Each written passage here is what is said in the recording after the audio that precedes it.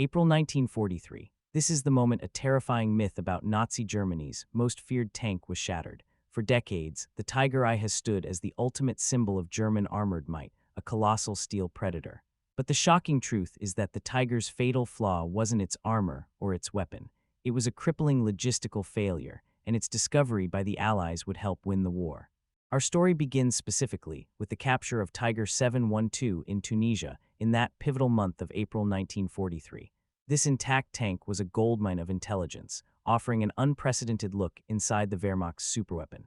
Before we dive into the tank's Achilles heel, take a moment to hit that subscribe button. We uncover untold military history every week. Like this video, share it with a history buff, and let's get back to the battle. Tiger 712 was swiftly transported across the ocean to the Aberdeen Proving Ground in the United States, and it was there, in the methodical testing halls, that the biggest secret was exposed. Declassified Aberdeen testing reports revealed the tank's devastating fuel consumption crisis. This massive machine, designed to dominate, was a logistical nightmare waiting to happen. The figures are astonishing. The Tiger's massive Maybach engine consumed fuel at an unsustainable rate. A fully fueled Tiger could only travel about 120 miles on roads. But under the heavy-duty demands of combat, moving off-road and maneuvering, that range plummeted to a mere 30 miles per tank. This wasn't just poor efficiency, it was a devastating flaw that critically limited German armored operations and dictated strategy. The baptism of fire for many U.S. troops came just weeks before the capture of Tiger 712 at the Battle of Kasserine Pass from February 19 to 24, 1943. Tigers from Heavy Panzer Battalion 500 and one tore through American lines. The sheer force of the 88 gun and the impenetrable frontal armor cemented the Tiger's fear factor. Yet even as they scored a tactical victory, the German forces struggled profoundly to fuel and maintain these combat giants far from their supply hubs in the rugged North African desert.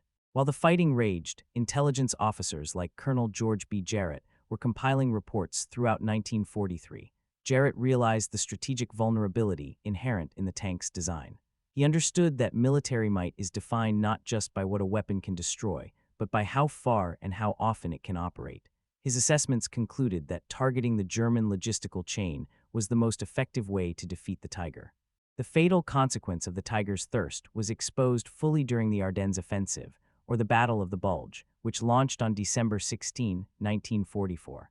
The spearhead Kampfgruppe Peiper was critically dependent on seizing Allied fuel depots to sustain their advance, but fierce resistance, poor roads, and brutal winter weather conspired against them. Their mighty King Tigers, Tiger IIs, pushed deep, only to find themselves running on fumes. By the turn of the year in early January 1945, the operation was a failure. The staggering reality is that many of Peiper's King Tigers were not destroyed by enemy fire. They were simply abandoned by their crews, immobilized for lack of fuel. This powerful image of an advanced weapon rendered useless by an empty gas tank is a stark symbol of the strategic defeat of the Wehrmacht. Post-war interrogations of key figures, like Henschel engineer Erwin Aders, confirmed this chronic issue.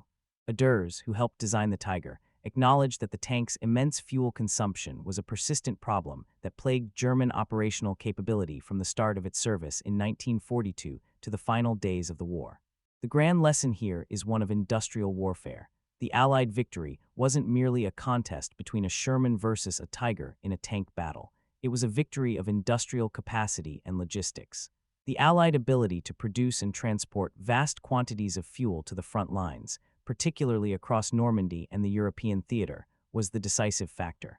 The Tiger's strength was nullified not by enemy steel, but by a consistent and critical failure in German resource management. The Tiger's story is a profound lesson for any student of World War II. The war was won by the side that could best sustain its forces. Germany's focus on complex, resource-intensive superweapons, like the Tiger, was a long-term strategic mistake.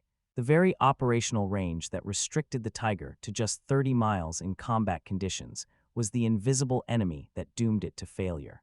So the next time you hear the legend of the fearsome German Tiger tank, remember the truth revealed in April 1943 and confirmed in January 1945. Its insatiable thirst for fuel was its undoing. The ultimate victor in the duel with the Tiger wasn't an Allied tank, but the simple, inescapable math of logistics. Thank you for joining us.